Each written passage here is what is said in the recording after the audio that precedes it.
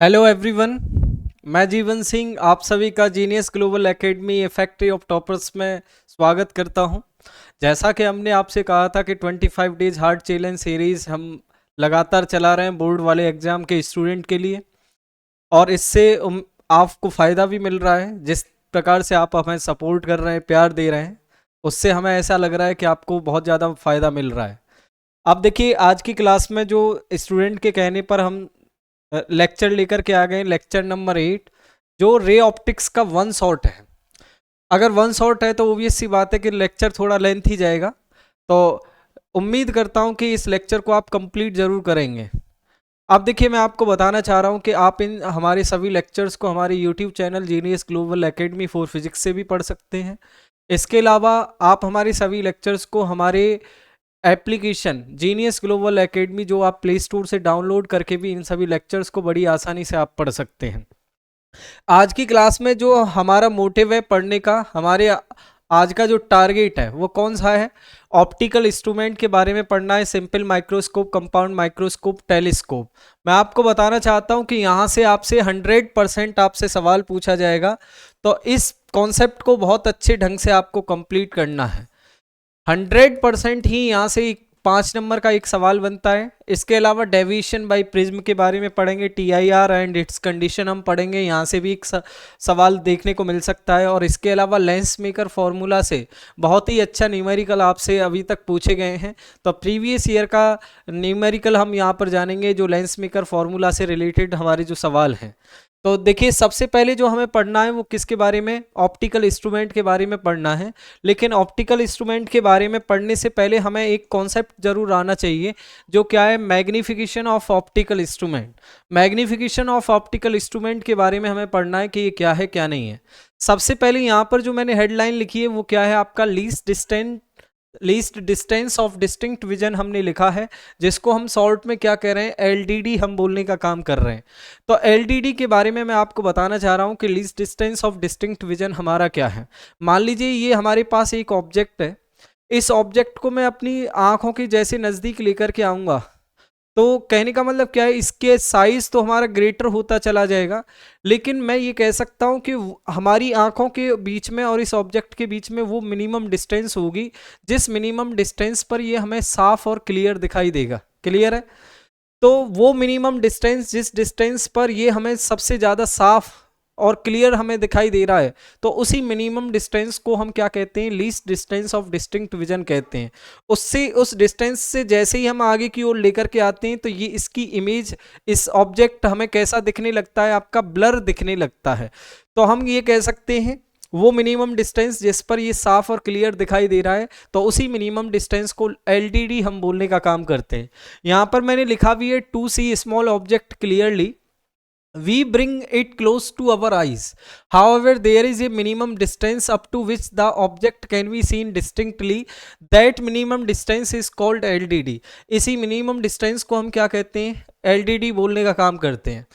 मैं आपको बताना चाहता हूं कि हर पर्सन के लिए LDD least distance of distinct vision very करती रहती है, लेकिन मैं आपको बताना चाह रहा हूं कि हमने यहाँ पर जो वैल्यू ली है वो हम फिजिक्स में कौन सी वैल्यू लेते हैं? एवरेज वैल्यू लेते हैं। तो least distance of distinct vision कितनी है? 25 सेंटीमीटर हमने मानी है यहाँ पर, जो एवरेज है। ठीक है, अब देखिए, इससे आगे पॉइंट हमें पढ़ना है किसके बारे में? विजुअल एंगल के बारे में पढ़ना है। तो विजुअल एंगल हमारा क्या है? दो तरीके से इसको एक्सप्लेन कर सकते हैं। Angle formed by the object at eye. मान लीजिए मैं आपसे कहना चाह रहा हूं कि ये हमारे पास ये ऑब्जेक्ट है, इस ऑब्जेक्ट के द्वारा इस आंख के ऊपर, इस आई के ऊपर जो एंगल बनाया गया है, इसी थीटा एंगल को हम क्या कह रहे हैं? विजुअल एंगल कह रहे हैं। और आप सभी को ये भी मालूम है कि हमारी जो इमेज बनती है आंख में, कहाँ पर बनती है? रेटिना पर बनती है। तो ये हमारा रेटिना है। तो हम ये कह सकते हैं angle formed by the image at eye, ये भी क्या कहलाएगा? विजुअल एंगल कहलाएगा। तो विजुअल एंगल को दो तरीके से आपने एक्सप्लेन किया है। अब देखिए, ऑब्जेक्ट जितना ज़्यादा नज़दीक होगा, मान लीजिए ये ऑब्जेक्ट अगर यहाँ पर आ जाए, यहाँ पर आने के बाद ये आंख के ऊपर बनने वाला ये वाला एंगल हमारा क्या हो जाएगा? मान लीजिए मैं कह देता हूँ ये θ1 है। तो आप यहाँ पर देख पा रहे हैं कि ये θ1 एंगल इस थीटा एंगल से तो ज़्यादा है। तो इसका मतलब क्या है? ज़्यादा विजुअल एंगल है, तो इसका मतलब ऑब्जेक्ट की हाइट क्या होगी? ज़्यादा होगी। क्लियर है सभी को? तो आपने यहाँ पर जान लिया ग्रेटर द विजुअल एंगल अगर ज़्यादा है, greater the height of object, object की हाइट भी हमारी क्या होगी, ज़्यादा होगी। तो यहाँ तक की कहानी आप सभी को समझ में आ गई कि विजुअल एंगल क्या है क्या नहीं है। हमारी जो सबसे ऊपर वाली हेडलाइन है वो कौन सी है, मैग्निफिकेशन ऑफ ऑप्टिकल इंस्ट्रूमेंट। कोई भी ऑप्टिकल इंस्ट्रूमेंट हो, जैसे सिंपल माइक्रोस्कोप, कंपाउंड माइक्रोस्कोप या टेलीस्कोप, सभी के लिए सिमिलर फॉर्मूला होगा। तो वो सिमिलर फॉर्मूला हमारा क्या है, ध्यान दें। यहां पर हमने लिखा है magnification of optical instrument. Optical instrument का मैग्निफिकेशन क्या होता है, तो मैं यहां पर कह सकता हूं visual angle formed by the final image at eye. Eye के ऊपर फाइनल इमेज के द्वारा जो एंगल बनाया जा रहा है तो उसको हम क्या कह रहे हैं, visual angle formed by the final image at eye. और इसको हमने यहाँ पर जो रिप्रेजेंट करते हैं वो किससे, बीटा एंगल से हम इसको रिप्रेजेंट कर रहे हैं। अपॉन की अगर बात करें, divided by visual angle formed by the object when it is placed at least distance of distinct vision. तो इसको हम रिप्रेजेंट कर रहे हैं अल्फा से। तो मैं यहाँ पर ये कह सकता हूँ कि बीटा अपॉन अल्फा, इन दोनों एंगल्स का जो रेशियो है ये क्या कहलाता है, मैग्निफिकेशन ऑफ ऑप्टिकल इंस्ट्रूमेंट कहलाता है। ठीक है, अब देखिए यहाँ पर मैग्निफिकेशन हमने एंगल के फॉर्म में निकाला है, तो इसी वजह से हम इसको क्या नाम देते हैं, एंगुलर मैग्निफिकेशन भी हम इसको नाम दे सकते हैं। तो एंगुलर मैग्निफिकेशन आप सभी को समझ में आया क्या है क्या नहीं है, ये हमारा इंपॉर्टेंट है और आप इसको याद भी रखें, लर्न दिस। ठीक है, तो यहाँ पर किसी भी ऑप्टिकल इंस्ट्रूमेंट का मैग्निफिकेशन आपसे निकलवाने के लिए आएगा, 5 नंबर का सवाल बनता है यहां से। अगर जो कहानी बेसिक अंडरस्टैंडिंग जो मैं आपको बता रहा हूं समझने के लिए, ये अगर आपकी कंप्लीट है तो सवाल का आंसर बहुत अच्छे तरीके से आप दे पाएंगे। तो आपने मैग्निफिकेशन जान लिया कि मैग्निफिकेशन हमारा क्या है, बीटा अपॉन अल्फा के बराबर है। तो यहां तक की कहानी सभी को क्लियर हो गई कि बीटा अपॉन अल्फा क्या है, मैग्निफिकेशन ऑफ ऑप्टिकल इंस्ट्रूमेंट। अब देखिए ऑप्टिकल इंस्ट्रूमेंट में जो सबसे पहले जो आपको पढ़ना है वो किसके बारे में पढ़ना है, सिंपल माइक्रोस्कोप के बारे में पढ़ना है। सिंपल माइक्रोस्कोप का हम मैग्निफिकेशन निकालेंगे कि इसके मैग्निफिकेशन की हमारी रेंज क्या होगी क्या नहीं होगी, तो उसके बारे में हमें चीज़ों को सॉल्व करना है। ठीक है, अब देखिए नेक्स्ट यहाँ पर जानने की कोशिश करिएगा, मैं आपको समझाना चाह रहा हूँ एक्चुअल में सिंपल माइक्रोस्कोप क्या होता है। अगर हमारे पास अकेला कॉन्वेक्स लेंस है तो अकेले कॉन्वेक्स लेंस को ही हम क्या कहते हैं, आपका सिंपल माइक्रोस्कोप बोलने का काम करते हैं। आपने देखा होगा कि हमारे पास एक स्टिक होती है, उसमें लेंस लगा रहता है, उस लेंस से हम चीज़ों को देखने का काम कर रहे हैं, तो वो क्या कहलाता है, अकेला कॉन्वेक्स लेंस होता है। और उसी अकेले कॉन्वेक्स लेंस को हम क्या कहते हैं, सिंपल माइक्रोस्कोप बोलने का काम करते हैं। तो यहाँ तक की कहानी सभी को समझ में आ गई।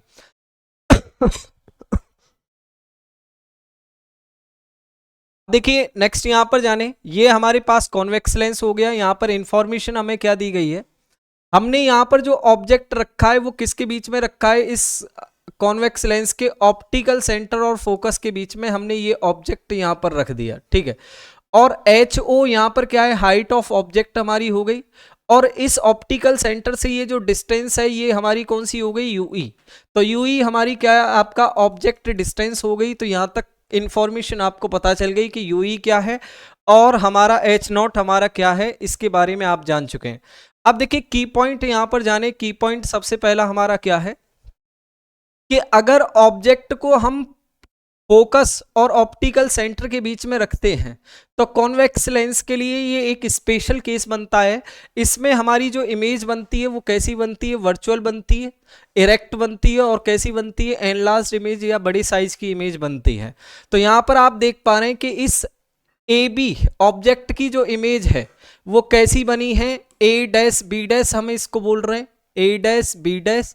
और ये इमेज हमारी कैसी है, फाइनल इमेज है। ठीक है, ये हमारी कैसी इमेज बन गई मेरे प्यारे बच्चों, फाइनल इमेज यहाँ पर बन गई है। ठीक है, और ये कैसी इमेज बनी है, virtual erect and enlarge image बनी है। तो यहाँ तक आप सभी को समझ में आया, for convex lens when object is placed between focus and optical centre then virtual erect and magnified image is formed. अब देखिए सवाल क्या है, हमें टारगेट हमारा केवल क्या है, मैग्निफिकेशन निकालने का टारगेट है। मैग्निफिकेशन होता है बीटा अपॉन अल्फा के बराबर। अब सवाल मेरा ये कि बीटा हम कैसे कैलकुलेट कर पाएंगे, तो बीटा के बारे में हमें समझना है। तो बीटा के बारे में आप पर जानिएगा। देखिए बीटा की अगर हम बात करें तो मैं यहाँ इस एक ट्रायंगल ये ले सकता हूं, तो टेन बीटा बराबर मैं क्या लिख सकता हूं, हाइट ऑफ ऑब्जेक्ट अपॉन ये वाली टेन बीटा क्या होता है, परपेंडिकुलर अपॉन बेस, तो बेस हमारा कितना है, यूई के बराबर है, तो एच नॉट अपॉन यूई में लिख सकता हूं यहां पर, या मैं ऐसे लिख सकता हूं टेन बीटा बराबर ये अपॉन ये वाली डिस्टेंस, ये वाली डिस्टेंस हमें मालूम नहीं है तो हम कह सकते हैं कि ये दोनों ट्रायंगल हमारे कैसे हो गए, सिमिलर ट्रायंगल हो गए, तो टेन बीटा एंगल ये इसके बराबर भी होगा, बात एक ही है। अब देखिए आप सभी को एक बात तो मालूम है कि जो हमारी रेज है, रेज हमारी कैसी है, यहाँ पर रेज आर पैरा एक्सियल, जब हमारी रेज पैरा एक्सियल रेज होती हैं तो उनके लिए टेन बीटा हमारा कितना हो जाएगा, ओनली बीटा एंगल हो जाएगा कि नहीं हो जाएगा, ठीक है, क्योंकि एंगल वेरी स्मॉल, तो मैं यहाँ पर लिख सकता हूँ बीटा बराबर क्या हो गया, एच नॉट अपॉन यूई के बराबर हो गया। तो यहाँ तक आपको बीटा एंगल के बारे में पता चल गया, बीटा एंगल की वैल्यू क्या है। अब देखिए अल्फा एंगल के बारे में हम जानने की कोशिश कर रहे हैं, four alpha angle, alpha angle की वैल्यू हम कैसे कैलकुलेट करेंगे, तो अल्फा एंगल के बारे में चीज़ों को समझना है कि अल्फा एंगल की वैल्यू कैसे कैलकुलेट करी जाएगी। Four alpha angle, alpha angle की अगर हम बात करें, मान अल्फा एंगल क्या है, when object is placed at least distance of distinct vision from I, तो हमने यहाँ पर आई मान ली, आई को हम कहाँ पर रख देते हैं, एक पॉइंट बना करके हमने रख दिया, तो ये हमारा अल्फा एंगल हो गया। तो यहां पर मैं ये कह सकता हूं टेन अल्फा कितने के बराबर हो जाएगा, एच नॉट अपॉन डी के बराबर हो जाएगा। सिमिलरली यहां पर भी हमारी पैरा एक्सियल रेज है, तो अल्फा कितने के बराबर हो जाएगा, एच नॉट अपॉन डी के बराबर हो जाएगा। तो यहां से आपने अल्फा एंगल की भी वैल्यू निकाल ली और बीटा एंगल की भी वैल्यू निकाल ली। अब देखिए मैग्निफिकेशन की वैल्यू यहां पर कितने के बराबर होगी, बीटा की वैल्यू है हमारी कितनी, H naught upon U E, clear है। उसी तरीके से अल्फा की वैल्यू है हमारी H naught upon D, H naught से एच नॉट कैंसिल हो जाएगा, तो मैग्निफिकेशन हो गया हमारा सिंपल माइक्रोस्कोप का डी अपॉन यूई, तो डी हमारा क्या है, least distance of distinct vision है। तो यहां तक आप सभी को समझ में आया कि सिंपल माइक्रोस्कोप का मैग्निफिकेशन हमारा क्या होता है, डी अपॉन यूई के बराबर होता है। किस तरीके से हमने मैग्निफिकेशन निकाला, तो यहां तक की कहानी आप सभी को समझ में आ गई होगी, उम्मीद है।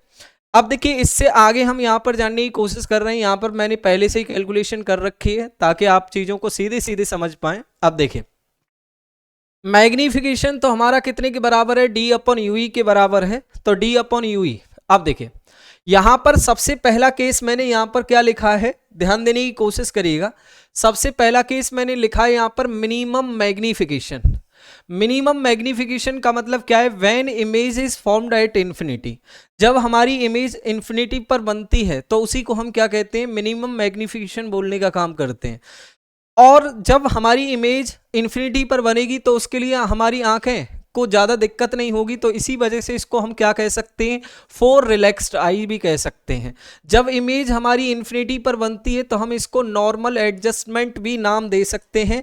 तो मैंने यहाँ पर आपके लिए तीन नाम दिए हैं, तीन तरीके से कैसे भी सवाल पूछा जा सकता है, तीनों नाम अगर आते हैं तो इसका मतलब image is formed at infinity. Minimum magnification का मतलब क्या है, image is formed at infinity. Normal adjustment का भी मतलब क्या है, image is formed at infinity. इसके अलावा फोर रिलैक्स्ड आई का मतलब भी क्या है, image is formed at infinity.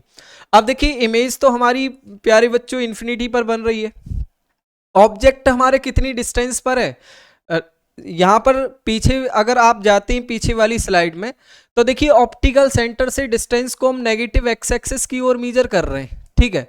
तो यहाँ पर यूई कैसा हो जाएगा, नेगेटिव हो जाएगा कि नहीं हो जाएगा, तो नेगेटिव के बारे में हमें यहाँ पर जान लिया, नेगेटिव।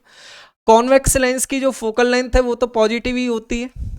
अकेले कॉन्वेक्स लेंस को मैं आई लेंस कह सकता हूं कि नहीं कह सकता हूं, या आई पीस कह सकता हूं, यहां पर आप सभी को पता चला, क्योंकि कॉन्वेक्स लेंस को आंखों पर रख करके ही तो किसी ऑब्जेक्ट को हम देखने का काम कर रहे हैं, तो वो एक आई लेंस की तरह बिहेव करेगा, ठीक है।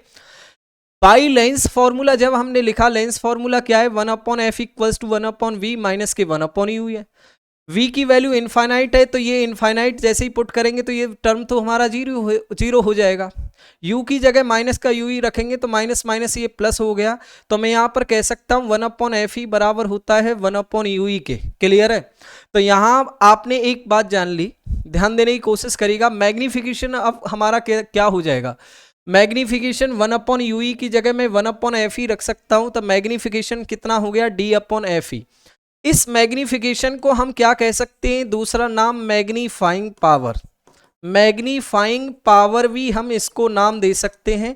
तो मैग्नीफाइंग पावर, आप सभी को एक पॉइंट समझ में आया कि मैग्नीफाइंग पावर हमारी क्या है क्या नहीं है। ध्यान दें, आपसे ये पूछा जाए कि सिंपल माइक्रोस्कोप की मैग्नीफाइंग पावर क्या है, जब इमेज कहां पर बन रही हो, इन्फिनिटी पर बन रही हो, तो मैग्नीफाइंग पावर क्या हो गई, डी अपॉन एफ ई। डी यहां पर क्या है, least distance of distinct vision हो गया। अब देखिए, जब हमारी इमेज इन्फिनिटी पर बनती है तो यहां से एक और पॉइंट मैं बता सकता हूं, 1 अपॉन एफ ई 1 अपॉन यू ई के बराबर है। तो मैं कह सकता हूं इन्फिनिटी पर जब इमेज बनेगी तो एफ ई और यू ई दोनों क्या हो जाएंगी, आपकी बराबर हो जाएंगे। तो यहां तक की कहानी आप सभी को समझ में आ गई, क्या है क्या नहीं, ये पॉइंट आप सभी को समझ आया होगा। अब देखिए, मैक्सिमम मैग्निफिकेशन की बात करते हैं। मैक्सिमम मैग्निफिकेशन का मतलब क्या है, कोई ऑब्जेक्ट सबसे बड़ा कब दिखाई देगा, वो ऑब्जेक्ट सबसे बड़ा हमें तभी दिखाई देगा जब वो least distance of distinct vision पर होगा।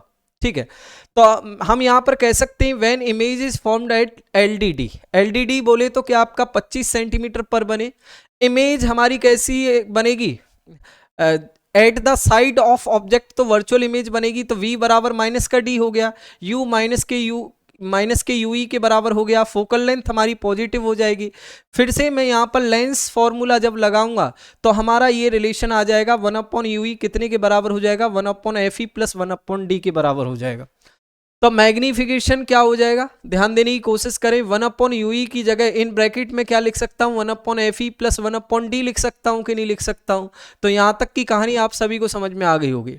डी का मल्टीप्लाई जब अंदर करूंगा तो डी अपॉन डी 1 हो गया, डी अपॉन एफ ई ये हो गया। तो ये हमारा क्या हो गया, मैक्सिमम मैग्निफिकेशन हो गया सिंपल माइक्रोस्कोप के लिए।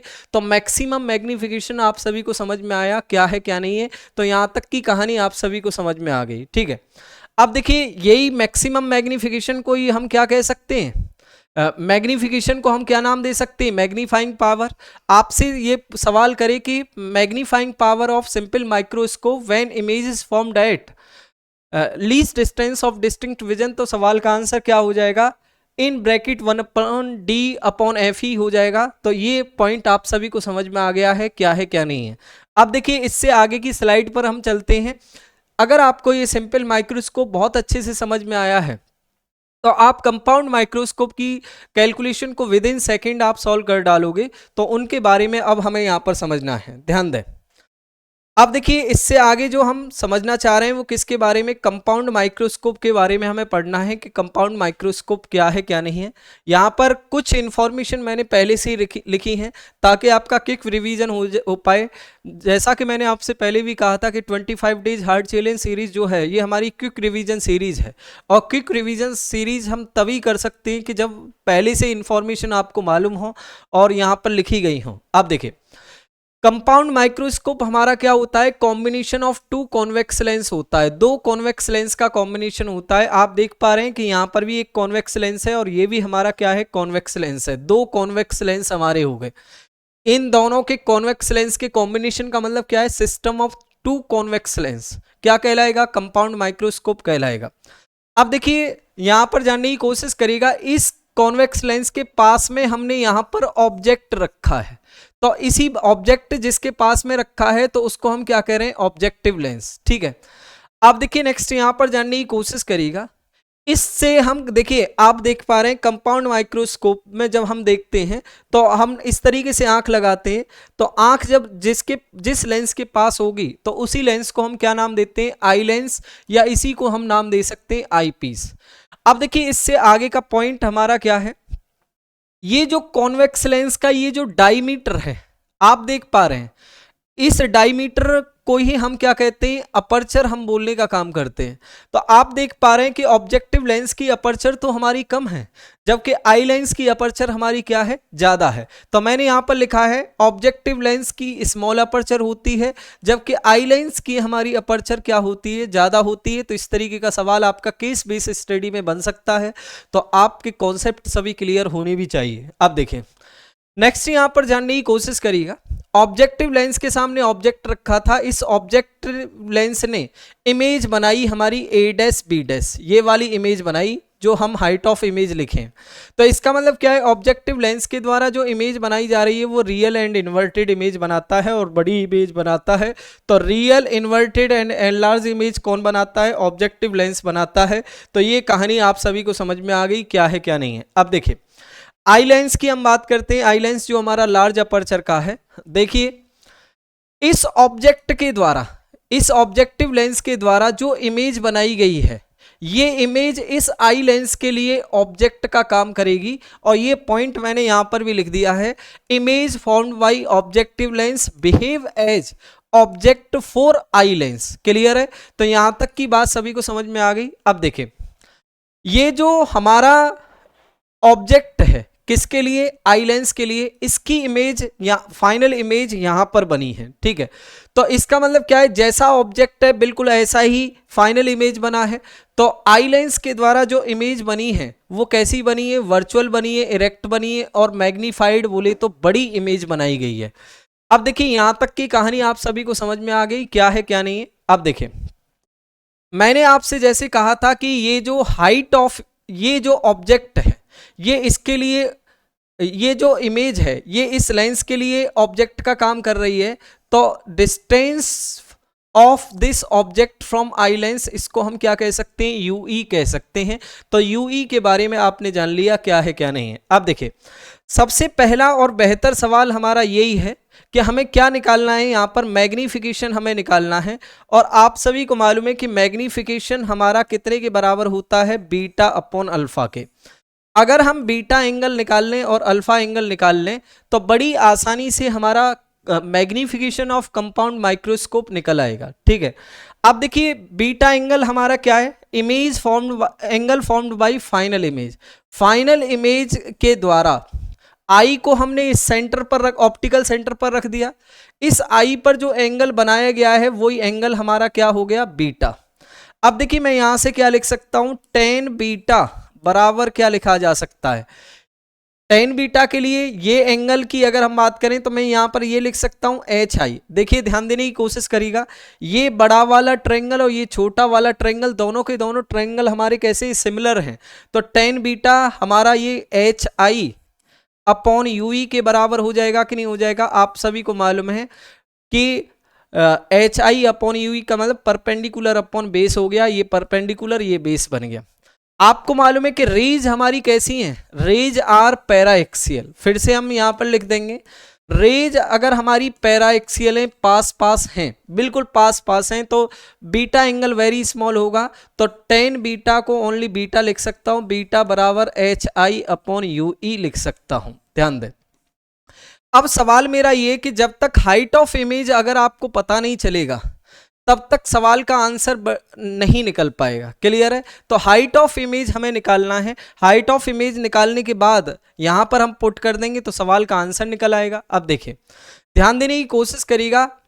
अब देखिए ध्यान दें, इस ऑब्जेक्टिव लेंस का मैग्नीफिकेशन हम कैसे निकाल सकते हैं, magnification of lens, magnification of lens का फॉर्मूला क्या है, इधर की तरफ आप देखें, मैग्नीफिकेशन ऑफ लेंस का फॉर्मूला होता है v upon U E, height of image upon height of object. Clear है? अब देखिए v की अगर बात करें तो v हमारी ये वाली v नॉट डिस्टेंस हो गई, image formed by objective lens v not. v not हम कैसे लेंगे, पॉजिटिव लेंगे कि नहीं लेंगे। अब देखिए ये वाली डिस्टेंस की अगर बात करें तो ये क्या है आपका ऑब्जेक्टिव डिस्टेंस से, ऑब्जेक्टिव लेंस से इस ऑब्जेक्ट की डिस्टेंस ये नेगेटिव में मेजर कर रहे हैं, तो इसको माइनस का यू नॉट लेंगे यहां पर बराबर के। अब देखिए हाइट ऑफ इमेज हम कैसी लेंगे, नेगेटिव लेंगे, क्योंकि माइनस के वाई में मेजर कर रहे हैं, इतना सभी को मालूम है। और इसके अलावा हाइट ऑफ ऑब्जेक्ट हम कैसी लेंगे, पॉजिटिव लेंगे। अब देखिए यहां से माइनस कैंसिल हो गया, हाइट ऑफ इमेज हमारी कितने के बराबर हो जाएगी, V naught upon U naught into height of object, इतने के बराबर हो गया। तो यहां पर आपको बीटा एंगल के बारे में पता चल गया। बीटा एंगल इसकी जगह V naught upon U naught into height of object upon में यू ई आ जाएगा। तो यहां पर आपको मैग्नीफिकेशन का बीटा एंगल आपको पता चल गया कि बीटा एंगल हमारा क्या है क्या नहीं है। अब देखिए नेक्स्ट आगे की कैलकुलेशन आप समझने की कोशिश करिएगा। नेक्स्ट हमें अल्फा एंगल निकालना है। तो अल्फा एंगल कैसे कैलकुलेट करेंगे, इधर ध्यान दें। जब यही ऑब्जेक्ट डी डिस्टेंस पर होगा आंख से, तो इसको हम अल्फा एंगल कहेंगे। टेन अल्फा बराबर क्या हो जाएगा, एच नॉट अपॉन डी हो जाएगा। रेज हमारी पैरा एक्सियल है, तो अल्फा एंगल कितना हो जाएगा, एच नॉट अपॉन डी हो जाएगा। तो ये मैग्निफिकेशन का अल्फा एंगल आ गया। तो बीटा एंगल की वैल्यू मेरे प्यारे बच्चों क्या है, V naught upon U naught into H naught upon U E, ठीक है। और अल्फा एंगल की वैल्यू क्या है, एच नॉट अपॉन डी के बराबर है। तो एच नॉट से एच नॉट कैंसिल हो गया, तो मैग्निफिकेशन जो हो गया वो कितने के बराबर हो गया, V naught upon U naught. D ऊपर चला जाएगा, डी अपॉन यू ई के बराबर हो गया। तो यहां तक की कहानी आप सभी को समझ में आ गई कि मैग्निफिकेशन ऑफ कंपाउंड माइक्रोस्कोप हमारा कितना होता है। तो यहां तक की कहानी आप सभी को समझ में आ गई है कि मैग्निफिकेशन क्या है क्या नहीं है। फिर से ध्यान देने की कोशिश करें। यहां पर मैग्निफिकेशन का सबसे सिंपल फॉर्मूला है बीटा। हमने सबसे पहले बीटा एंगल कैलकुलेट किया, फिर यहां पर हमने अल्फा एंगल क्रिएट किया। बीटा अपॉन अल्फा एंगल का हमने रेशियो निकाला, तो मैग्निफिकेशन ऑफ कंपाउंड माइक्रोस्कोप हमारा कितना आया, V naught upon U naught in bracket D upon U E के बराबर आ गया। तो यहां तक की कहानी आप सभी को समझ में आ गई कि कंपाउंड माइक्रोस्कोप का मैग्निफिकेशन कितना होता है। अब देखिए, मैं आपको जो बताना चाह रहा हूं कि कंपाउंड माइक्रोस्कोप का मैग्निफिकेशन हमारा इतना होता है। ध्यान दें, इस मैग्निफिकेशन को ऐसे भी आप लिख सकते हैं, ये V naught upon U naught किसका मैग्निफिकेशन है, ऑब्जेक्टिव लेंस का, एम नॉट। और ये कौन से लेंस का है, आई लेंस का है। तो मैग्निफिकेशन को M naught into M E भी मैं यहाँ पर लिख सकता हूँ, इस तरीके से भी लिखा जा सकता है। तो ये बात आप सभी को समझ में आ गई। ये पॉइंट्स आपको बहुत अच्छे से आने चाहिए। फिर से मैं बार बार कह रहा हूँ कि ये सवाल बच्चों केस बेस्ड स्टडी में पूछे जा सकते हैं, और इस लेक्चर का या इस टॉपिक का वेटेज भी हमारा ज़्यादा है। तो यहाँ से पढ़ करके आप अच्छे से सवालों को आप क्लिक कर सकते हैं। एम नॉट को हम क्या है, लीनियर मैग्निफिकेशन भी कह सकते हैं। एम नॉट को हम क्या नाम दे सकते हैं, लीनियर मैग्निफिकेशन भी नाम दिया जा सकता है। और एम ई की अगर हम बात करें, ये डी अपॉन यू ई, इसको हम क्या नाम दे सकते हैं, एंगुलर मैग्निफिकेशन। तो यहां तक की बात सभी को समझ में आ गई कि कितने तरीके से हम इसको लिख सकते हैं। तो यहां तक की बात क्लियर है। अब देखिए, फिर से वही कहानी हमारी यहां पर कि मैग्निफिकेशन तो हमारा इतना होता ही है, लेकिन हमारा मिनिमम मैग्निफिकेशन कितना होगा या मैक्सिमम मैग्निफिकेशन कितना होगा कंपाउंड माइक्रोस्कोप का, तो ये हमें समझना है। ध्यान दें, मिनिमम मैग्निफिकेशन का मतलब क्या है, when image is formed at infinity, जब इमेज हमारी इन्फिनिटी पर फॉर्म्ड होती है। इसी को हम नाम देते हैं क्या मेरी प्यारी बच्चों, नॉर्मल एडजस्टमेंट, जैसा कि सिंपल माइक्रोस्कोप में आपको बताया गया। इसी को हम क्या नाम दे सकते हैं, तीसरा नाम रिलैक्स्ड आई। रिलैक्स्ड आई आता है तो इसका मतलब यही होता है, इमेज हमारी इन्फिनिटी पर फॉर्म्ड हो गई। क्लियर है। अब देखिए, ऑब्जेक्ट की डिस्टेंस की अगर हम बात करें, ऑब्जेक्ट डिस्टेंस हमारी कितनी हो जाएगी, ध्यान दें, माइनस के यूई के बराबर हो गई फाइनल इमेज। अब देखिए, नेक्स्ट यहां पर जानने की कोशिश करेगा, focal length of eye lens कितने के बराबर हो गई, एफ ई के बराबर हो गई।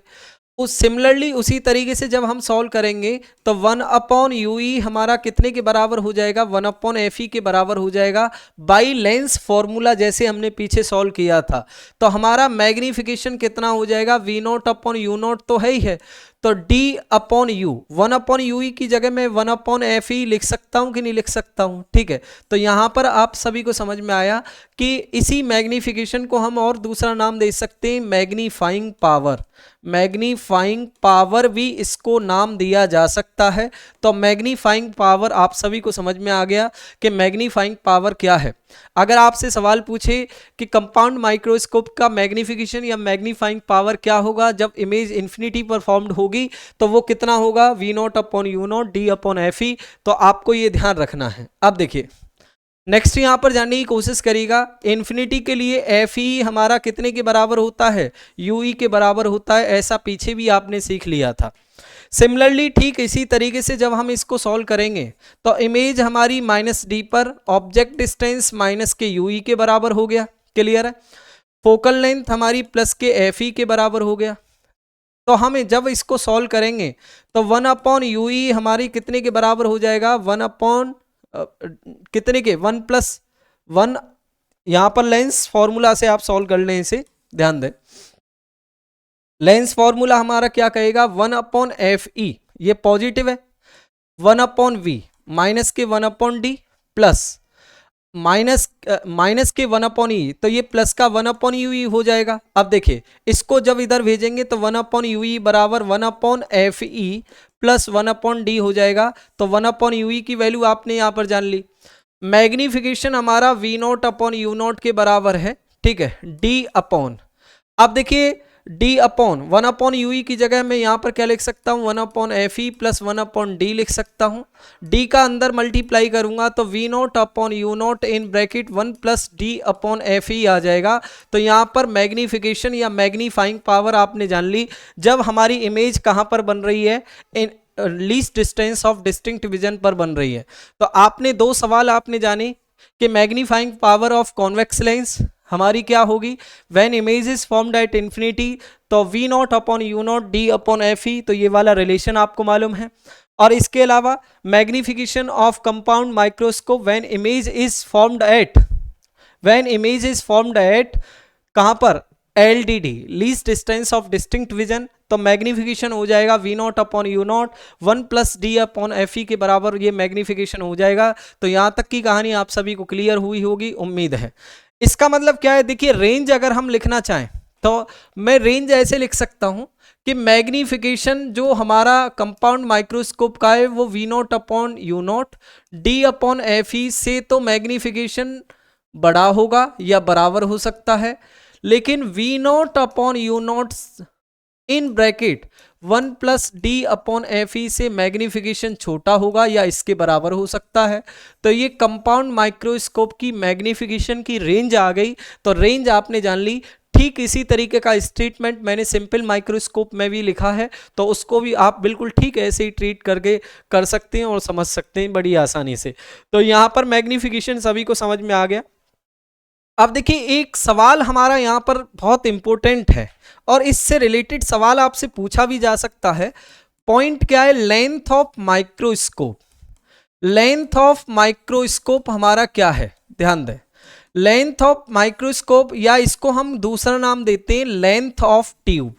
इस ट्यूब की हमारी लेंथ क्या होगी, कहने का मतलब क्या है, हमने एक ऑब्जेक्टिव लेंस लगाया है। माइक्रोस्कोप को आपने देखा होगा तो एक ट्यूब होती है जिसमें से हम देखने का काम कर रहे हैं। नीचे कौन सा है, ऑब्जेक्टिव लेंस है जिसके पास में ऑब्जेक्ट रखा जाता है।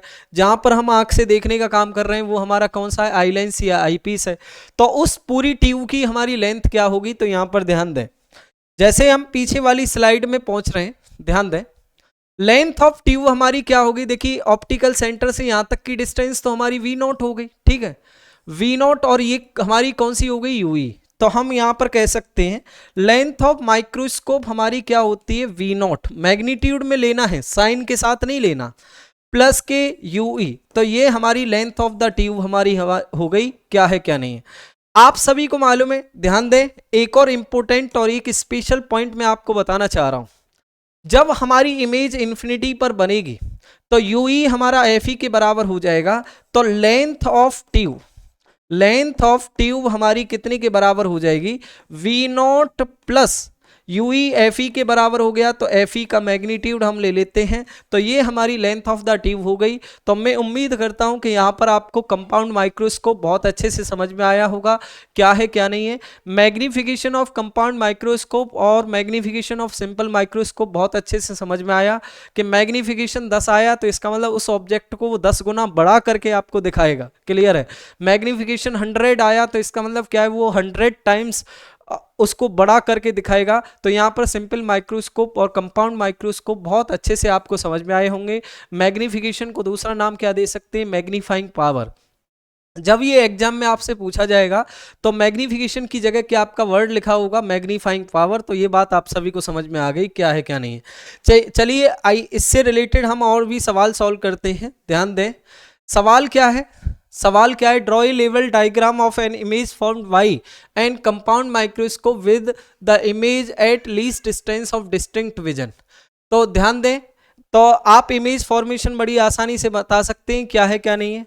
और right any one expression for it magnifying power. तो मैग्नीफाइंग पावर की अगर बात करें, जब हमारी इमेज एलडीडी पर बनती है तो मैग्नीफाइंग पावर कितनी के बराबर होती है, V naught upon U naught in bracket 1 plus D upon F E के बराबर होती है। ऐसा अभी तक की क्लास में आपने समझा है। अगर इमेज हमारी कहाँ पर बने, इन्फिनिटी पर बनती है मेरे प्यारे बच्चों, तो मैग्निफिकेशन हमारा आता है V naught upon U naught D upon F E के बराबर आता है। तो ये यहाँ तक की क्लास में आपने समझा है कि मैग्निफिकेशन हमारा क्या आया क्या नहीं आया। तो ये इस सवाल को आप जान चुके हैं। ऊपर वाला लेवल डायग्राम वाले सवाल को तो आप कर ही सकते हैं, मैंने आपको समझा ही दिया है क्या है क्या नहीं है। अब देखिए, इससे आगे के सवाल में हम यहाँ पर जानने की कोशिश कर रहे हैं। आगे का सवाल बड़ा अच्छा सवाल है। हमसे ये कह रहा है कि compound microscope consist of an objective lens of focal length 2 centimetre and eyepiece of focal length 6.25 separated by a distance of 15 centimetre. How far from the objective should be an object be placed in order to obtain the final image at the least distance of distinct vision. And B point हमसे कह रहा है at infinity what is the magnifying power of microscope in each case. बहुत अच्छा सवाल है और ये आपके पेपर में भी आ चुका है। तो इस सवाल को बहुत आराम से मैं आपको समझाऊंगा, समझने की कोशिश करिएगा। देखिए, जब भी आपसे कोई भी सवाल आपसे पूछा जाता है, simple microscope, compound microscope, either telescope आगे सीरीज में अभी आपको पढ़ाया जाएगा। सबसे पहले क्या आपका रफली डायग्राम आप बना लें कि रफली डायग्राम हमारा क्या है। ध्यान दें, रफली डायग्राम में हमने ऑब्जेक्टिव लेंस बनाया और एक हमने क्या बना दिया, आई लेंस हमने बना दिया। रफली डायग्राम हमारा ये हो गया। अब देखिए, इस ऑब्जेक्टिव लेंस की जो फोकल लेंथ है वो कितनी दे रखी है, हमें 2 सेंटीमीटर दे रखी है, तो हमने इसको 2 सेंटीमीटर कर दिया, ठीक है। और आई लेंस की जो फोकल लेंथ है मेरे प्यारे बच्चों 6.25 सेंटीमीटर दे रखी है, तो हमने इसको 6.25 सेंटीमीटर कर दिया। अब देखिए, हमसे ये क्या कह रहा है कि separated by a distance of 15 centimetre, दोनों लेंसेस के बीच की जो डिस्टेंस है वो कितनी है, 15 सेंटीमीटर है। इसका मतलब क्या है, 15 सेंटीमीटर का मतलब क्या है, length of microscope. Length of microscope हमारी कितनी है, 15 सेंटीमीटर हो गई। तो यहां तक आपको सभी को ये बात समझ में आ गई होगी, ठीक है। अब देखिए, नेक्स्ट यहां पर जानने की कोशिश करिएगा। मैं यहां पर एक रिलेशन जरूर लिख सकता हूं। ये जो 15 सेंटीमीटर है, ये लेंथ ऑफ माइक्रोस्कोप हम क्या लिख सकते हैं, V naught plus magnitude of U E हमारा कितने के बराबर हो गया, 15 सेंटीमीटर के बराबर हो गया, ठीक है। यहां तक की कहानी आप सभी को समझ में आ गई होगी बहुत अच्छे से। सबसे पहले फर्स्ट पार्ट करते हैं, सेकंड पार्ट भी बड़ी आसानी से आप खुद ही कर डालोगे, मेरे तो सॉल्व करने की जरूरत भी नहीं पड़ेगी। अब देखिए, ध्यान दें, अब ये कह रहा है कि हमारा ऑब्जेक्ट कहां पर रखा जाए जिससे हमारी जो फाइनल इमेज है वो कहां पर बन जाए, least distance of distinct vision पर। अब देखिए, आप सभी को मालूम है कि फाइनल इमेज जो हमारा बनाने का काम करेगा वो कौन करेगा, आई लेंस करेगा कि नहीं करेगा। यहां तक की बात सभी को समझ में आ गई, ठीक है।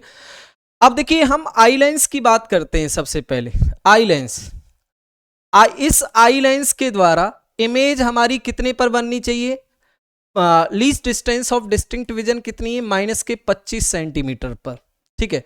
Image formed bye eye lens. Focal length कैसी होगी इसकी, पॉजिटिव 6.25 सेंटीमीटर, ठीक है। अब देखिए, इसके लिए ऑब्जेक्ट कितनी दूरी पर रखा हुआ हो, तो यूई की वैल्यू हमें निकालनी है। तो लेंस फॉर्मूला से अगर हम करें 1/f equals to 1/v minus के 1/u, तो इसकी जगह क्या हो जाएगा, हमें क्या निकालना है, u निकालना है, ठीक है। तो मैं यहां पर ये कह सकता हूं 1/u बराबर 1/v माइनस के 1/f। v की वैल्यू हमारी कितनी है, -25, तो मैं माइनस के 1/25 और f की वैल्यू क्या लिख सकता हूं, -1/6.25। अब देखिए, आप यहां से एक चीज देख पा रहे हैं, 6.25 को पॉइंट हटा करके 100/625 में लिख सकता हूं। 25 से ये 4 टाइम्स और 25 से, ध्यान दें, ये कितने टाइम्स हो जाएगा, 25 टाइम्स ही कैंसिल हो जाएगा। जब हम इसको सॉल्व करेंगे तो कितना आ जाएगा, -5/25 हो जाएगा। तो यहाँ तक की बात आप सभी को क्लियर हो गई होगी क्या है क्या नहीं है। अब देखिए इसको और ज़्यादा सॉल्व करेंगे तो -1/25, तो मैं यहाँ पर ये कह सकता हूँ यूई की वैल्यू कितनी, -1/5 हो जाएगा। तो यूई की वैल्यू -5 सेंटीमीटर हो गई। ठीक है, अब देखिए यूई की वैल्यू -5 सेंटीमीटर, इसके द्वारा जो इमेज बनती थी वो कैसी बनती थी, इन्वर्टेड। तो यहाँ पर कितनी, 5 सेंटीमीटर की डिस्टेंस पर इसके द्वारा इमेज बनेगी। ठीक है, अब देखिए यूई की वैल्यू हमारी कितनी है, 5 सेंटीमीटर है, मैग्नीट्यूड में लेना है। तो वी नॉट की वैल्यू कितनी हो जाएगी, 10 सेंटीमीटर हो जाएगी। अब देखिए नेक्स्ट यहाँ पर जानने की कोशिश करिएगा, ये वाली वी नॉट की वैल्यू हमारी हो गई 10 सेंटीमीटर। अब देखिए वी नॉट हमें मालूम है प्लस का 10 सेंटीमीटर, एफ नॉट प्यारे बच्चों मालूम है प्लस का 2 सेंटीमीटर, यू नॉट की वैल्यू हमें निकालनी है। फिर से हम क्या लगा दें, lens formula 1/f equals to 1/v minus के 1/u, 1/u हमें निकालना है तो 1/v माइनस के 1/f हो जाएगा। अब देखिए इसको और सॉल्व करेंगे तो 1/u, u नॉट हमें निकालना ही है।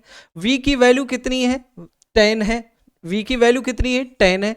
तो हम 1/10 माइनस के ये क्या लिख सकते हैं, 1/2 लिख सकते हैं। तो 1/2 हो गया, फोकल लेंथ भी पॉजिटिव है। अब देखिए इनका एलसीएम हमारा कितना आ गया, एलसीएम हम 10 ले लेते हैं, -1 हो गया, -5, तो ये हो गया -4/10 हो गया। अब इसको अगर हम सॉल्व करते हैं तो -1/2.5 हो गया, u नॉट की वैल्यू आ गई -2.5 सेंटीमीटर। इसका मतलब क्या है, ऑब्जेक्ट को अगर हम -2.5 का मतलब नेगेटिव एक्स एक्सिस की ओर अगर हम रखते हैं ऑब्जेक्ट को, तो इसके द्वारा जो इमेज बनेगी वो कहां पर बनेगी, least distance of distinct vision पर बन जाएगी। मेरे प्यारे बच्चों यहाँ तक की कहानी समझ में आ गई। फिर से मैं आपको समझाना चाह रहा हूँ, इसको फिर से आप समझने की कोशिश करें बहुत अच्छे से। अच्छा सवाल है और अच्छे सवाल बार बार हमें सॉल्व करने चाहिए। अब देखिए देखिए फाइनल इमेज हमारी जो बनेगी वो किसके द्वारा बनेगी, आई लेंस के द्वारा बनेगी। आई लेंस के द्वारा हमारी फाइनल इमेज बनेगी। तो फाइनल इमेज कहां पर बननी चाहिए, least distance of distinct vision पर बननी चाहिए, ऐसा हमसे पहला ऑप्शन हमसे कहता है। ठीक है, फोकल लेंथ की वैल्यू आई लेंस के लिए हमारी ऐसी है, तो हम कह सकते हैं कि आई लेंस से ऑब्जेक्ट कितनी दूरी पर रखा होगा। तो यूई की वैल्यू यहां से हमने कैलकुलेट कर दी -5। तो हमने यहां से फिर वी नॉट की वैल्यू निकाल ली, वी नॉट की वैल्यू हमें क्या मिली, 10। ऑब्जेक्टिव लेंस के द्वारा जो इमेज बन रही है वो 10 सेंटीमीटर पर, फोकल लेंथ ऐसी है, तो इसका मतलब ऑब्जेक्ट कितनी दूरी पर रखा होगा, तो वो क्या आपका 2.5 सेंटीमीटर की डिस्टेंस पर रखा होगा। तो ये आप सभी को समझ में आ गया होगा, ये सवाल बड़ा इजी है। ठीक इसी तरीके से final image formed by infinity, यहां पर v की जगह हम इन्फिनिटी कर देंगे तो उसी तरीके से यूई निकल आएगा। यूई निकल आने के बाद नेक्स्ट यहां पर हम इसके लिए हम इसको सॉल्व कर सकते हैं क्या है क्या नहीं है। इन्फिनिटी के लिए तो हमारा एफ ई यूई के बराबर आ जाता है, तो जो हमारी F E focal length of eyepiece है तो उसको हम यहां पर पुट कर सकते हैं, बड़ी आसानी से इस सवाल को निकाल सकते हैं। अब देखिए इस केस के लिए मैग्नीफाइंग पावर भी हमसे पूछी है। मैग्नीफाइंग पावर जब least distance of distinct vision होता है, मैग्नीफाइंग पावर जब least distance of distinct vision होता है तो V naught upon U naught in bracket 1 plus D upon F E, ये तो क्या है आपका least distance of distinct vision के लिए है। वी नॉट मालूम है, यू नॉट मालूम है, 1 प्लस डी अपॉन एफ ई सारी वैल्यू आपको मालूम है, तो यहाँ से बड़ी आसानी से मैग्नीफाइंग पावर की वैल्यू आप कैलकुलेट कर सकते हैं। तो मैं उम्मीद करता हूँ कि ये सवाल बहुत अच्छे से आपको समझ में आया होगा क्या है क्या नहीं है। तो इस तरीके के सवाल को आपने समझ लिया क्या है। अब देखिए नेक्स्ट यहाँ पर जानने की कोशिश करिएगा, आगे का हमारा एक सवाल है, इस सवाल को समझने की कोशिश करिएगा। एक compound microscope uses N objective lens of focal length, यहाँ पर ये सवाल आपको दिया गया है, लेकिन इस सवाल में ये नहीं बताया गया है calculate the magnifying power of compound microscope. आपको ये नहीं दिया गया है कि कंपाउंड माइक्रोस्कोप के द्वारा जो मैग्नीफिकेशन आपको बताना है वो कहाँ कब बताना है, जब इमेज एलडीडी पर बन रही है या जब इमेज हमारी इन्फिनिटी पर बन रही है। जब आपको कोई भी इंफॉर्मेशन नहीं दी जाए तो इंफॉर्मेशन नहीं दी जाती है तो हम हमेशा यही लेकर के चलते हैं कि image is formed at infinity, image हमारी इन्फिनिटी पर है, या हम इसी को क्या कह सकते हैं, मिनिमम मैग्निफिकेशन हम कह सकते हैं, या मिनिमम मैग्निफिकेशन के अलावा मेरे प्यारे बच्चों इसको नाम दे सकते हैं क्या, नॉर्मल एडजस्टमेंट भी इसको नाम दिया जा सकता है। तो नॉर्मल एडजस्टमेंट आप सभी को समझ में आ गया होगा क्या है क्या नहीं है, क्लियर है सभी को। तो मैं उम्मीद करता हूं कि इस सवाल को सॉल्व करें, सॉल्व करने के बाद इस सवाल का आंसर कमेंट में आप करें। अगर नहीं आता है तो फिर से मैं इसके ऊपर फिर से एक अलग से सेपरेट वीडियो मैं आपके लिए बना दूंगा, लेकिन आप करना आप ही को है, क्योंकि पीछे वाले सवाल में मैंने ज़्यादा टाइम लिया है आपको समझाने के लिए। आप प्रैक्टिस करिए, नहीं आता है कमेंट में मेरे को बताइए कि इस सवाल का आंसर ये होगा, या सर हमसे नहीं हो पा रहा है, तो मैं इस सवाल के ऊपर फिर से आपके लिए सेपरेट वीडियो बना दूंगा, कोई दिक्कत वाली बात नहीं है, लेकिन आपकी प्रिपरेशन हमारी बेस्ट होनी चाहिए बस। अब देखिए इससे आगे का सवाल हम यहाँ पर जानने की कोशिश कर रहे हैं। इससे आगे का सवाल बिल्कुल सिमिलर वही सवाल है जो हमने पीछे वाला सवाल सॉल्व किया है, रिपीट हो गया है दोबारा से। अब देखिए जिस तरीके से हमने मैग्निफिकेशन हमने या मैग्नीफाइंग पावर कंपाउंड माइक्रोस्कोप के लिए पढ़ी है, ठीक उसी तरीके से हम टेलीस्कोप के बारे में भी जानने की कोशिश कर रहे हैं, टेलीस्कोप क्या है क्या नहीं है। देखिए टेलीस्कोप जस्ट अपोजिट कॉन्फ़िगरेशन है किसका, कंपाउंड माइक्रोस्कोप का। कंपाउंड माइक्रोस्कोप में जिस तरीके से हमारा ऑब्जेक्टिव लेंस स्मॉल अपर्चर का था और आई लेंस हमारा लार्ज अपर्चर का था, ठीक यहां पर क्या है, बिल्कुल उल्टा है। ठीक यहां पर क्या होगा, बिल्कुल उल्टा है। उल्टा क्या है, जो ऑब्जेक्टिव लेंस है ये ऑब्जेक्टिव लेंस हमारा कैसा होता है, लार्ज अपर्चर का होता है, और जबकि आई लेंस की अगर हम बात करें तो आई लेंस हमारा कैसा होता है, स्मॉल अपर्चर का होता है। तो यहाँ तक की बात सभी को समझ में आ गई क्या है क्या नहीं है। कॉन्फ़िगरेशन के बारे में आप जान चुके हैं कि कॉन्फ़िगरेशन कैसा है कैसा नहीं है, ठीक है। अब देखिए मैं आपसे एक बात बताना चाह रहा हूँ कि मान लीजिए कंपाउंड माइक्रोस्कोप के लिए मैग्निफिकेशन आया 100, तो इसका मतलब क्या है, वो किसी ऑब्जेक्ट को 100 टाइम्स बड़ा करके दिखाएगा, ठीक है। या सिंपल माइक्रोस्कोप के लिए मान लीजिए मैग्निफिकेशन आ गया हमारा 50, तो इसका मतलब क्या है, वो किसी ऑब्जेक्ट को 50 गुना बड़ा करके दिखाई देगा। इसके अलावा नेक्स्ट यहां पर जानिएगा, अगर टेलीस्कोप के लिए मान लीजिए मैग्निफिकेशन 100 आ गया, तो टेलीस्कोप का मैग्निफिकेशन 100 का मतलब ये है कि जो फार ऑब्जेक्ट को देखने के लिए हम टेलीस्कोप का इस्तेमाल करते हैं, तो फार ऑब्जेक्ट को हमें 100 गुना नजदीक दिखा देगा, 100 गुना बड़ा करके नहीं, ये गलत स्टेटमेंट है। ये हमसे आईआईटी में भी सवाल पूछा जा चुका है। आईआईटी 2016 में इस तरीके के मैग्निफिकेशन से रिलेटेड सवाल था।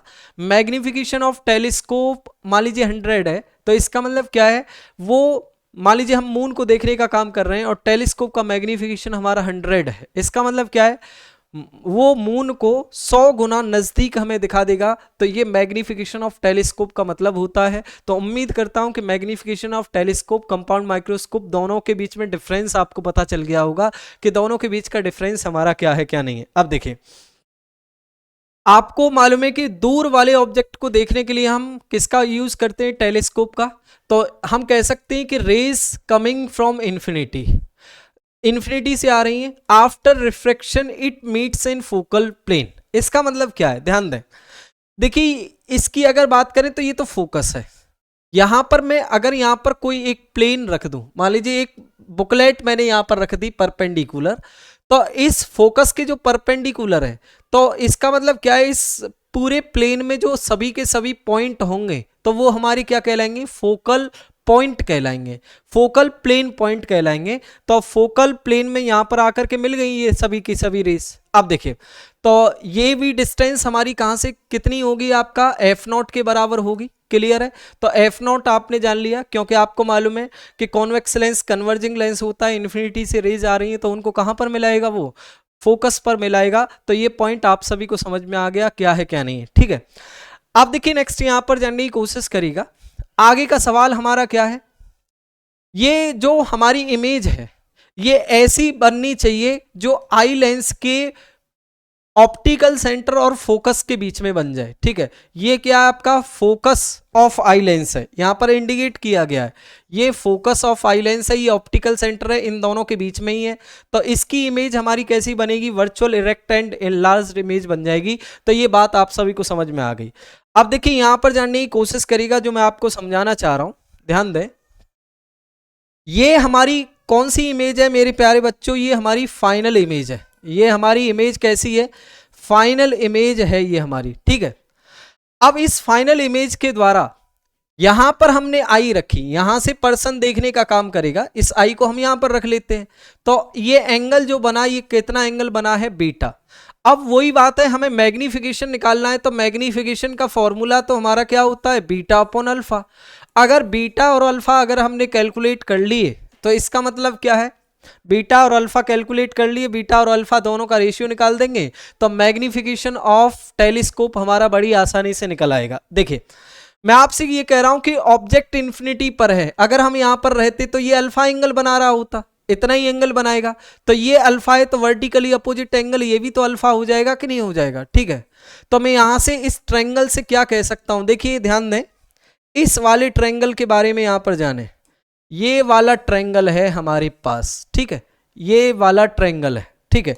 इस ट्रायंगल से हमने किसकी वैल्यू निकाली? tan अल्फा की वैल्यू। tan अल्फा कितने के बराबर हो जाएगा? परपेंडिकुलर तो हमारी कितनी है? ए बी अपॉन बेस कितना हो गया हमारा? एफ नॉट, ठीक है।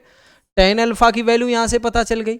अब बीटा एंगल की वैल्यू हमें निकालनी है, तो बीटा एंगल की वैल्यू कहां से निकालेंगे? देखिए ये वाला ट्रायंगल ले लेता हूं तो ये बीटा एंगल निकल आएगा इससे, तो tan बीटा की वैल्यू हमारी इस ट्रायंगल से निकलेगी। tan बीटा, ध्यान दें, tan बीटा की वैल्यू, tan बीटा कितने के बराबर हो जाएगा? परपेंडिकुलर ए बी अपॉन, अब देखिए ये वाला जो इमेज है ये इसके लिए ऑब्जेक्ट का काम करेगा, तो ये डिस्टेंस यू ही हो जाएगी, तो यू ही, तो यहां से tan बीटा की वैल्यू आप सभी को पता चल गई। अब देखिए ध्यान दें, दो ट्रायंगल हमने लिए थे और दोनों ट्रायंगल के बारे में समझ में आ गया।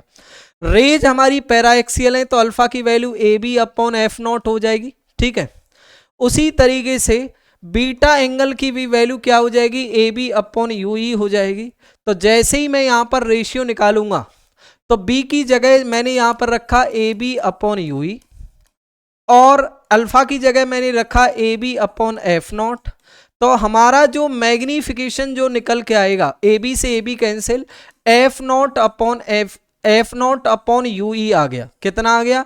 F naught upon U E. ये क्या है? मैग्निफिकेशन ऑफ टेलीस्कोप निकल के आ गया। तो मैग्निफिकेशन ऑफ टेलीस्कोप हमारा क्या होगा? तो यहां तक की कहानी आप सभी को समझ में आ गई। कितना होगा? F naught upon U E, ठीक है। अब देखिए नेक्स्ट यहां पर जानने की कोशिश करेगा, जिस तरीके से हमने मिनिमम और मैक्सिमम मैग्निफिकेशन हमने निकाले थे, ठीक उसी तरीके से हम क्या करेंगे? मैक्सिमम और मिनिमम मैग्निफिकेशन फॉर टेलीस्कोप भी यहां पर कैलकुलेट करेंगे, ठीक है। ध्यान दें, मैग्निफिकेशन हमारा आया F naught upon U E, ठीक है। अब देखिए सवाल वही है हमारा, ध्यान दें, मिनिमम मैग्निफिकेशन क्या होगा? मिनिमम मैग्निफिकेशन क्या होगा? तो ये हमें निकालना है, ठीक है। मिनिमम मैग्निफिकेशन जिसको हम क्या कहते हैं? रिलैक्स्ड आई भी बोल सकते हैं इसके लिए, ठीक है। रिलैक्स्ड आई के अलावा इसको दूसरा नाम भी दे सकते हैं, क्या? नॉर्मल एडजस्टमेंट, ठीक है। नॉर्मल एडजस्टमेंट भी इसको नाम दिया जा सकता है। तो नॉर्मल एडजस्टमेंट आप सभी को समझ में आ गया कि नॉर्मल एडजस्टमेंट हमारा क्या है। अब देखिए इसका मतलब क्या है? Image is formed at infinity. जब इमेज इन्फिनिटी पर बनती है तो 1 अपॉन यू ई 1 अपॉन एफ ई के बराबर आ जाता है। इतना अभी तक की क्लास में आपने जाना है, ठीक है। इतना अभी तक की क्लास में आप जान चुके हैं। अब देखिए जब मैं इसकी जगह 1 अपॉन यू ई की जगह रखूंगा तो magnification F naught upon F E के बराबर हो जाएगा। तो ये बात आप सभी को समझ में आ गई कि मिनिमम मैग्निफिकेशन हमारा क्या होगा और मैक्सिमम मैग्निफिकेशन हमारा क्या होगा। तो इसके बारे में आप जान चुके हैं। अब देखिए मैक्सिमम मैग्निफिकेशन हमें निकालना है, ध्यान दें। मैक्सिमम मैग्निफिकेशन के बारे में यहां पर जाने। मैक्सिमम मैग्निफिकेशन, ठीक है, मैक्सिमम मैग्निफिकेशन हमें निकालना है, क्या है? तो इसका मतलब क्या है? Image is formed eight least distance of distinct vision. Minus के डी पर इमेज बन रही है, ठीक है। ऑब्जेक्ट की डिस्टेंस माइनस के यू ई के बराबर है। Focal length of eye lens plus के एफ ई हो गया। तो 1 अपॉन एफ ई बराबर 1 अपॉन वी माइनस के 1 अपॉन डी हो जाएगा। माइनस के, अब देखिए यू ई तो हमें निकालना ही है, ठीक है। यूई हमारा निकालना है, तो ये माइनस के यूई के बराबर है, तो ये प्लस के 1/ui हो जाएगा, 1/ui हो जाएगा 1/Fe प्लस 1/d के बराबर हो जाएगा।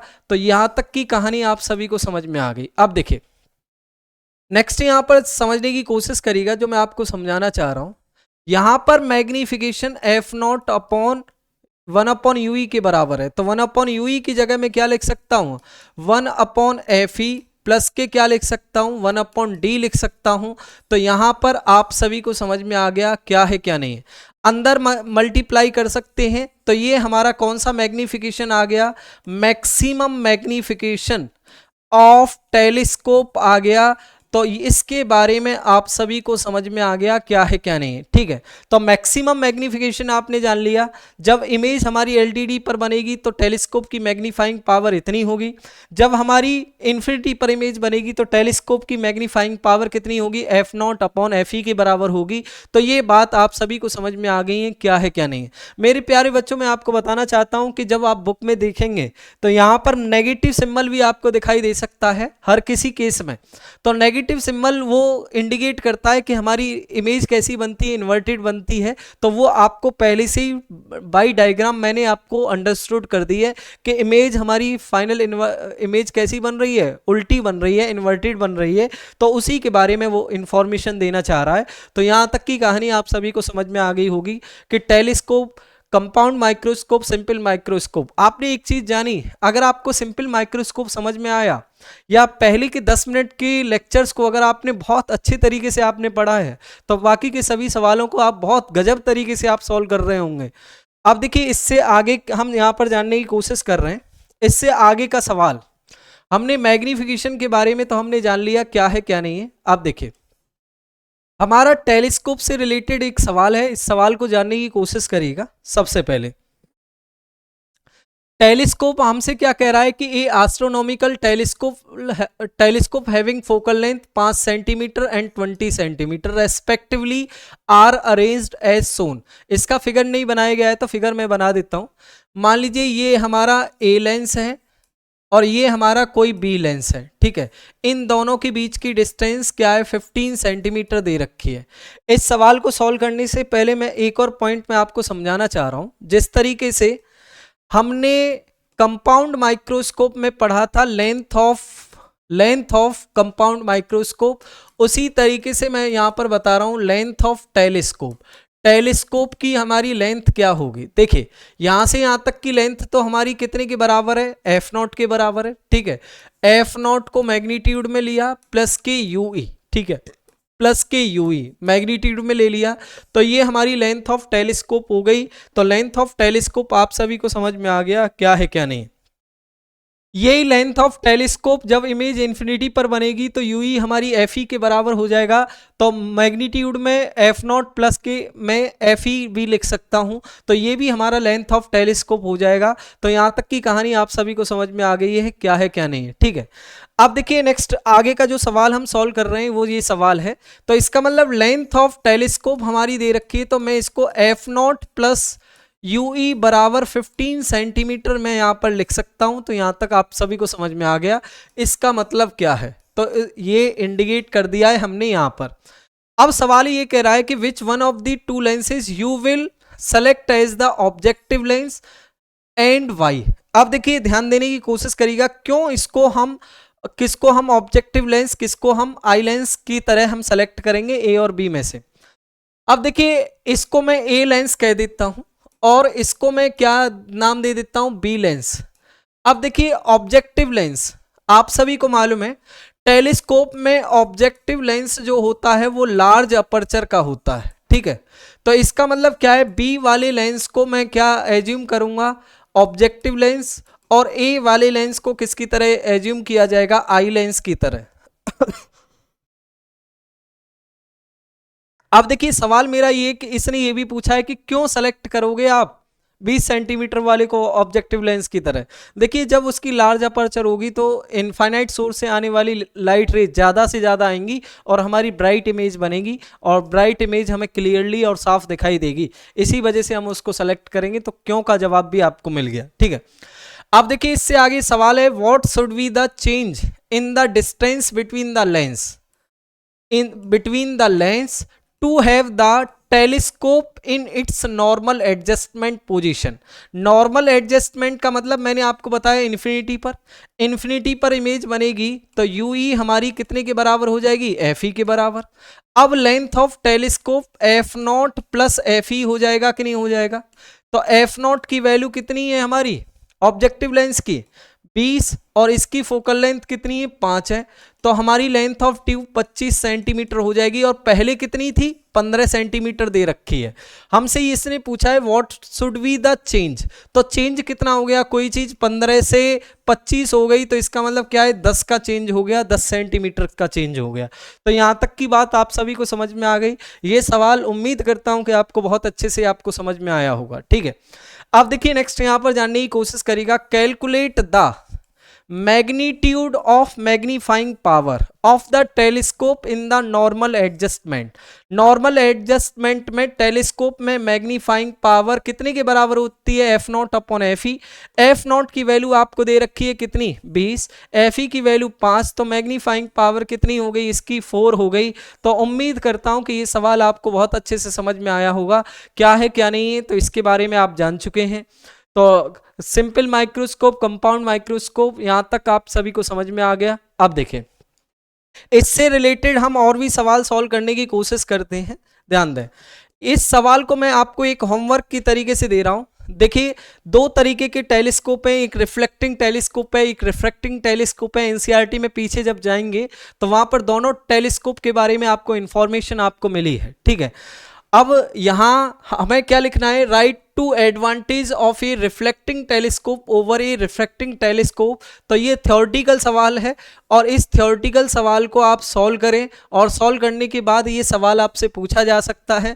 नहीं आता है तो फिर वही बात कि आप कमेंट करें, कमेंट करने के बाद आपको बड़ी आसानी से आपको एक वीडियो हम इसके ऊपर दे देंगे, छोटा सा 2-4 मिनट का ही लेक्चर बनेगा इसके ऊपर, और इसको तो वैसे भी आप बुक से पढ़ करके बड़ी आसानी से इस सवाल का आंसर निकाल सकते हैं। तो यहाँ तक आप सभी को समझ में आ गया क्या है क्या नहीं है। अब देखिए एक टेलीस्कोप का हमारा सवाल यहाँ पर भी है, ए गेंट रिफ्रैक्टिंग टेलीस्कोप। ये जो मैंने टेलीस्कोप बताया है ये रिफ्रैक्टिंग टेलीस्कोप ही है, रिफ्रैक्शन ही तो हो रहा है कि नहीं हो रहा है। अब देखिए observatory has an objective lens जिसकी फोकल लेंथ हमारी कितनी है 15 मीटर। अब देखिए आगे का हमसे क्या कह रहा है, if an eyepiece of focal length 1 centimetre is used what is the angular magnification of telescope. अब देखिए एंगुलर मैग्निफिकेशन टेलीस्कोप का हमारा क्या होगा क्या नहीं होगा। तो मैंने आपसे कह दिया कि मैग्निफिकेशन के बारे में ये इंफॉर्मेशन नहीं दे रखी है कि कब बताना है। इमेज जब least distance of distinct vision पर बन रही है या इन्फिनिटी पर, तो मैंने बता रखा है कि जब कोई इंफॉर्मेशन न दी गई हो तो आप किसकी कहानी जानेंगे, नॉर्मल एडजस्टमेंट की कहानी जानेंगे। इसका मतलब क्या है, जब इनफाइनाइट पर बने, ठीक है, जब इनफाइनाइट पर, तो इनफाइनाइट पर जब बनेगा तो मैग्निफिकेशन हमारा कितना हो जाएगा एफ नॉट अपॉन एफ ई। इसी को हम एंगुलर मैग्निफिकेशन भी कहते हैं, मैंने सबसे पहले आप सभी को सवाल में कराया था। ठीक है, इसी को हम एंगुलर मैग्निफिकेशन भी कहते हैं। ठीक, अब देखिए एफ नॉट की अगर बात करें तो इस एफ नॉट की वैल्यू कितनी है 15 मीटर और एफ ई की वैल्यू हमारी कितनी है 1 सेंटीमीटर। बहुत से क्या करेंगे यहां पर सीधे सीधे 15 सेंटीमीटर लिख देंगे, अरे यहां पर ये ध्यान दें नीचे वाली सेंटीमीटर में है। ठीक है, तो इसको भी किस में कन्वर्ट करना पड़ेगा, मीटर में कन्वर्ट करना पड़ेगा। तो 15 metre upon 10 to the power minus के 2 मीटर हो जाएगा। जैसे ही हम इसको सॉल्व करेंगे तो कितना हो जाएगा 1500 हो जाएगा। तो आपको मैग्नीफाइंग पावर आप सभी को पता चली कि इस टेलीस्कोप की मैग्नीफाइंग पावर हमारी क्या होगी क्या नहीं होगी। तो ये सवाल आप सभी को समझ में आया है। अब देखिए इससे आगे नेक्स्ट यहां पर जानने की कोशिश करेगा, ये बी पार्ट में आप सभी के लिए करने के लिए देता हूं। ये वेरी इंपॉर्टेंट सवाल है, मोस्ट एक्सपेक्टेड सवाल है जो आपके पेपर में आपसे पूछा जा सकता है। तो उम्मीद करता हूं कि इस बी वाले ऑप्शन को आप खुद ही सॉल्व करें। सॉल्व करने के बाद आप इस सवाल का आंसर कमेंट करें, आपको ये सवाल सॉल्व करना है। अब देखिए मैं आपको बताना चाह रहा हूं कि यहाँ पर अभी तक की क्लास में और कोई सवाल जो हमारा टेलीस्कोप वगैरह से रिलेटेड होगा तो हम इसको करेंगे। अभी हमने सिंपल माइक्रोस्कोप, कंपाउंड माइक्रोस्कोप और टेलीस्कोप के सभी सवालों को कंप्लीट कर लिया है। बहुत अच्छे तरीके से हमने सिंपल माइक्रोस्कोप, कंपाउंड माइक्रोस्कोप को हमने पढ़ा है। इसके अलावा मैं आपको बताना चाह रहा हूँ कि ये लेक्चर बहुत ज़्यादा लेंथी हो जाएगा, इसी वजह से हम इसका सेकंड पार्ट भी बनाएंगे, ठीक है। और सेकंड पार्ट में आप TIR और इसके अलावा लेंस मेकर फॉर्मूला के सवालों को आप सॉल्व करेंगे। तो आप इसके बाद नेक्स्ट वीडियो जरूर आप देखें, जिसमें TIR और लेंस मेकर फॉर्मूला या प्रिज्म से रिलेटेड किस किस तरीके से सवाल पूछे जा सकते हैं। मैं उम्मीद करता हूं कि simple microscope, compound microscope, telescope आपको बहुत अच्छे से समझ में आए होंगे। और इसके न्यूमेरिकल्स जितने भी मैंने आपको एक एज ए होमवर्क की तरीके से दिए हैं, उनको खुद ही सॉल्व करें। इससे आपको पता चलेगा कि आप कहाँ लाई कर रहे हैं, आपकी प्रिपरेशन कैसी है, कैसी नहीं है। और फिर से बाद में मैं यही कहना चाहूँगा, आप सबका सपोर्ट इतना अच्छा चल रहा है, इसी तरीके से चलते रहना चाहिए। और इन सभी लेक्चर्स को आप हमारे YouTube channel genius global academy for physics से भी पढ़ पा रहे हैं। और इसके अलावा हमारा अपना एक एप्लीकेशन है जीनियस ग्लोबल एकेडमी के नाम से, जिसे प्ले स्टोर से आप डाउनलोड कर सकते हैं। और जीनियस ग्लोबल एकेडमी के नाम से जो है, इसका इस तरीके से हमारा लोगो है, यहाँ पर स्टार इस तरीके से देखने को मिलेगा और ये यहाँ पर GGA लिखा हुआ है। तो आप बड़ी आसानी से आप उसको डाउनलोड कर सकते हैं, वहाँ से भी इन सभी फ्री लेक्चर्स को बड़ी आसानी से आप फ्री कंटेंट में देख पाएंगे। Thank you so much. और नेक्स्ट वीडियो जो रे ऑप्टिक्स की होगी, जो सेकंड पार्ट होगा, उसको आप ज़रूर पढ़ें, ज़रूर पढ़ें। Thank you so much.